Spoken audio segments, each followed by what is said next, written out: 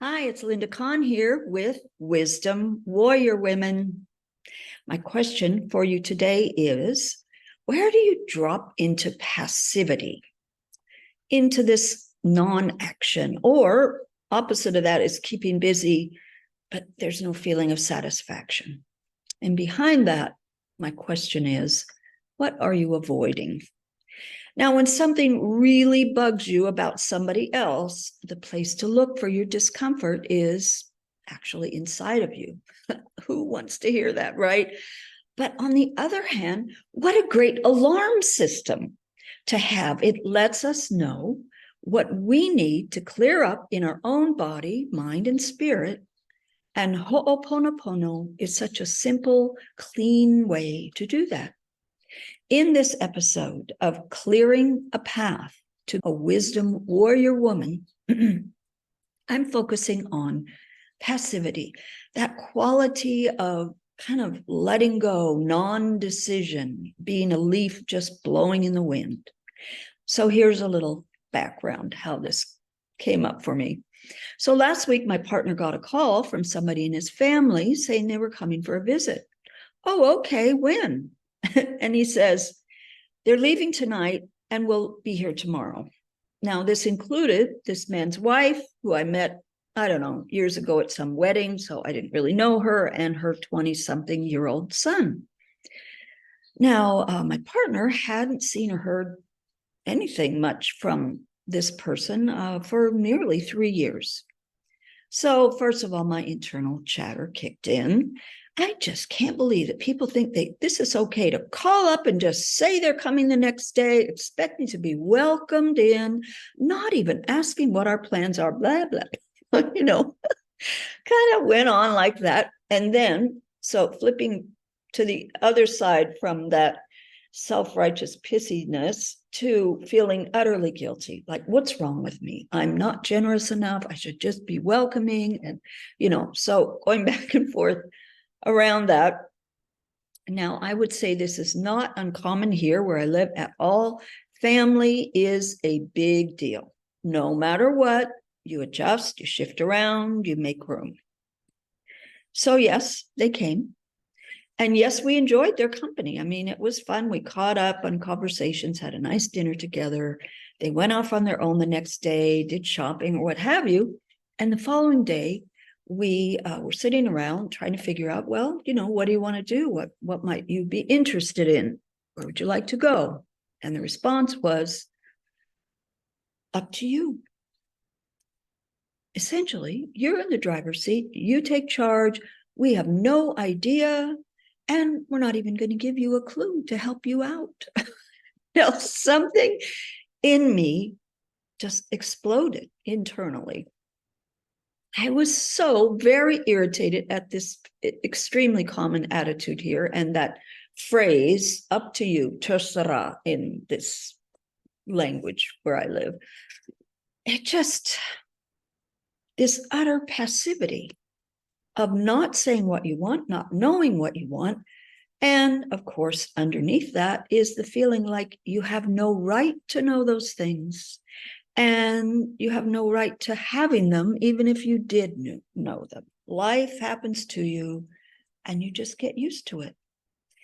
So with my reaction being way out of proportion to the event, because maybe somebody else would show up like that and it wouldn't bother me at all, but I realized, oh, yeah, okay. I'm pissed off at them for pointing out this side of myself that I really don't like. My default position of passivity, of dropping into feeling powerless, going with the flow. Now, of course, sometimes that's exactly what we need to do, but when it drops us into that spin cycle of non-action or kind of mindless busyness, I think it's time to pay attention. So this energy, to me, I was thinking it, realizing that it feels different from surrender. In surrendering, we know our power. We're in the flow of our powerful self. We know we're held, we're guided, opportunities will show up. We're choosing our actions. You know, if you've got some big project going and you're in the flow, in the zone, you know, that feeling, it's wonderful. But in passivity, we're in the flow of feeling powerless, floating down the river with no oar, no paddle. We're probably not even in a boat, just kind of, you know, going along. So again, my question for you today is, where do you drop into passivity? That kind of non-action place of feeling stuck, like you have no choices. And perhaps behind that, what are you avoiding? Reminding you that in Ho'oponopono, this Hawaiian healing practice of forgiveness and reconciliation, we use 4 phrases to clear the energy around the issue at hand. And I acknowledge that I, and each of us, I am 100% responsible for everything that shows up in my life. Yes, I'm stating that. Ho'oponopono helps us move to this place of non-reaction, of standing at the still point at the center of our being, of the 0 state. And in this place, we can hear the divine inspiration that's always available to us. And this place is that aware ego, your aware ego, the part of you that pauses long enough to discern what's next. Ho'oponopono works on cleaning and clearing the collective unconscious, our own unconscious, our subconscious and conscious mind. It wipes the slate clean. So when we clear up our internal static, what in Ho'oponopono is called memory or data, because we're always reacting to some memory, we are then able to receive that direct inspiration from the divine, however you want to define that for yourself. And as we clean these triggering situations in our life, we come back to that 0 state, that pure inspiration. So I invite you now to tune into your own inner awareness of where you might drop into that passive state. You know, you might be just on target in certain parts of your life. Maybe in your job, you've got projects, your team captain, manager, all this kind of stuff, and you're really on top of things.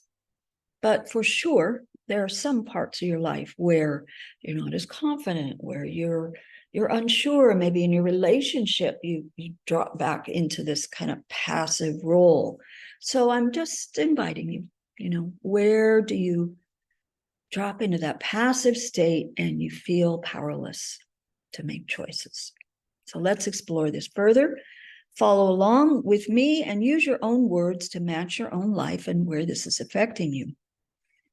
And sometimes people are confused about these phrases in Ho'oponopono. When I say, I'm sorry and please forgive me, well, who am I supposed to be talking to? All of the phrases reminding you that you are actually speaking to yourself and to the divine. You're asking forgiveness for being unconscious, for being asleep, that the divine energy is the only one that wipes the slate clean.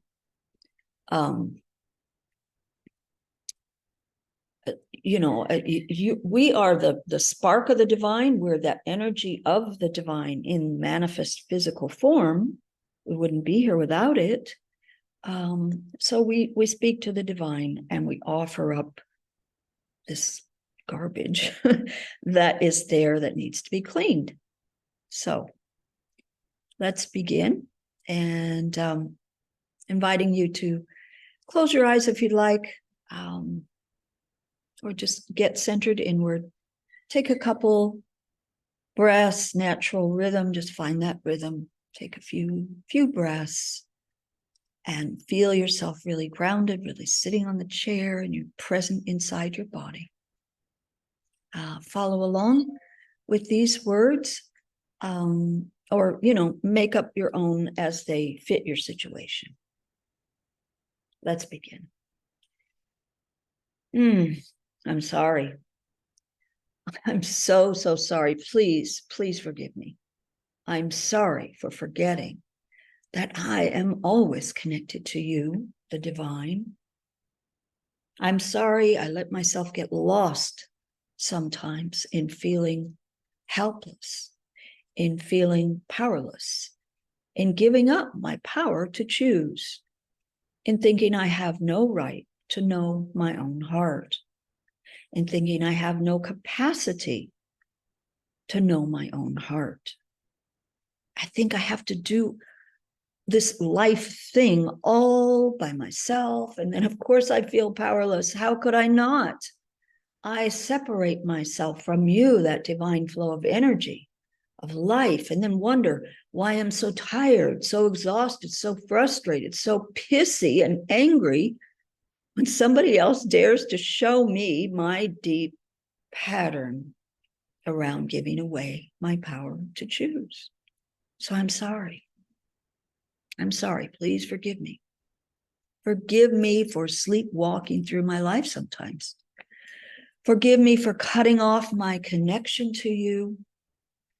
Forgive me for letting all those experiences of feeling powerless that I've had throughout my life, for letting them still run the show of who I am today. Today, right here, right now, I can be aware of my own choices, my own desires, my own feelings, my own power as a divine energy that flows through me. Thank you. Thank you, Linda. I thank you, Linda. And I invite you to say your own name. Say your name. Thank yourself for being aware enough to use that triggering situation to remind me that I am never truly powerless. Thank you for reconnecting to my own divine self and that greater divine energy of love that flows through me like a river. And the more I hand over to the divine to clear away the rocks and the boulders and that swampy, gucky muck in my river, the clearer I am. The divine energy, I thank you for taking this burden from me, for clearing out my body, my heart, my mind, and my spirit, so I can stand in my own powerful flow of love and share that with others, for making me aware. Thank you for helping me to be aware. I am utterly powerful with love. I love you. I love you, Linda. Again, say your name, say your own name, claim this for yourself. I love you. I love you for all the experiences we've had together, for the journey that we're on, you and I, the divine and me as a spark of the divine. I love you, Linda. I love you for the growth. I love you for the starts and the stops. I love you when you fall back on these old patterns. And I love you for waking up and seeing them. I love you, sweetie. Oh, I love you. I love you for the divine energy you are and for you being you.